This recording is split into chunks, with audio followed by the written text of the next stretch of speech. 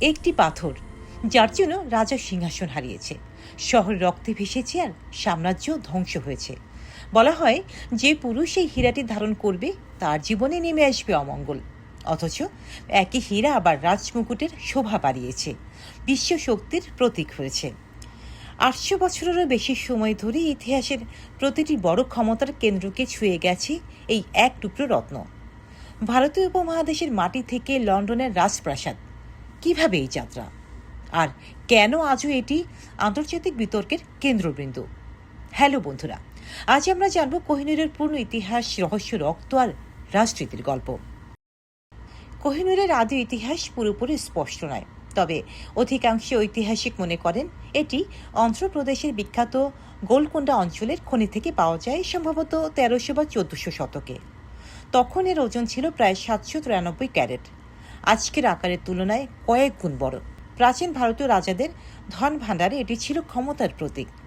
কিছু ঐতিহাসিক বর্ণনায় বলা হয় এটি কাকতীয় রাজাদের মন্দির অলঙ্কার হিসেবে ব্যবহৃত হয়েছিল। একটি পুরনো শ্লোক প্রচলিত ছিল, যে এই হীরার মালিক হবে সে পৃথিবীর অধিপতি হবে, কিন্তু তার জীবন ভরে থাকবে বিপর্যয়। কেবল নারী বা ঈশ্বরই এই অভিশাপ থেকে মুক্ত। এই বিশ্বাসই হয়তো পরবর্তীতে ব্রিটিশ রাজপরিবারের পুরুষদের দূরে রেখেছে কোহিনূর থেকে। মোগল আমলে এশিয়ায় হীরা পায় নতুন মর্যাদা। সম্রাট শাহজাহান তার বিখ্যাত ময়ূর সিংহাসনে কোহিনূর বসান। দিল্লির দরবারে এটি ছিল সাম্রাজ্যের গৌরবের প্রতীক, কিন্তু ক্ষমতার গল্প কখনো স্থায়ী হয় না। ১৭৩৯ সালে পারস্যের শাসক নাদির শাহ দিল্লি আক্রমণ করেন। ভয়াবহ লুটপাটের পর তিনি ময়ূর সিংহাসন ও কোহিনূর দখল করেন। কিংবদন্তি আছে, হীরাটি দেখে তিনি বলে উঠেছিলেন কোহিনূর, অর্থাৎ আলোর পাহাড়।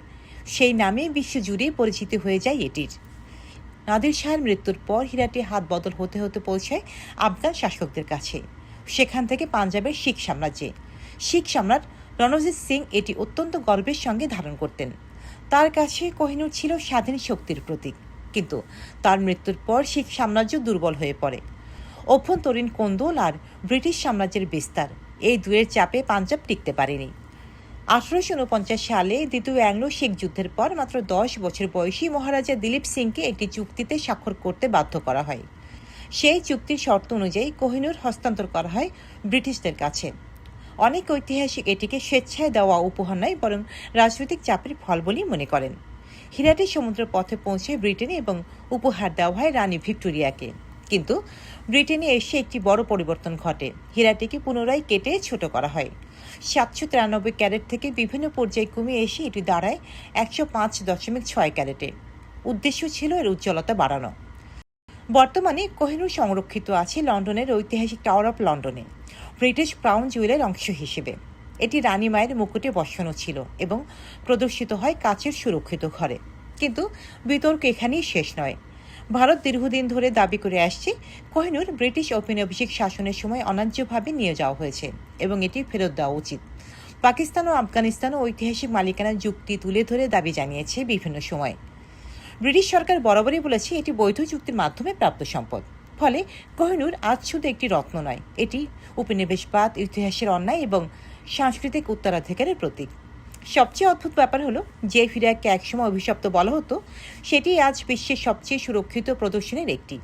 কেউ এটিকে দেখে ইতিহাসের গৌরব মনে করে, কেউ দেখে লুটের স্মারক। তাহলে প্রশ্ন হলো, কোহিনূর কি সত্যি অভিশপ্ত, নাকি অভিশপ্ত মানুষের লোভ? একটি হীরা কি কেবল অলঙ্কার, নাকি এটি জাতির আত্মসম্মানের প্রতীক?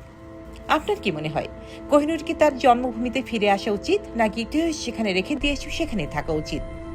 ভিডিওটি ভালো লাগলে লাইক দিন, শেয়ার করুন, কমেন্ট করুন, সাবস্ক্রাইব করুন।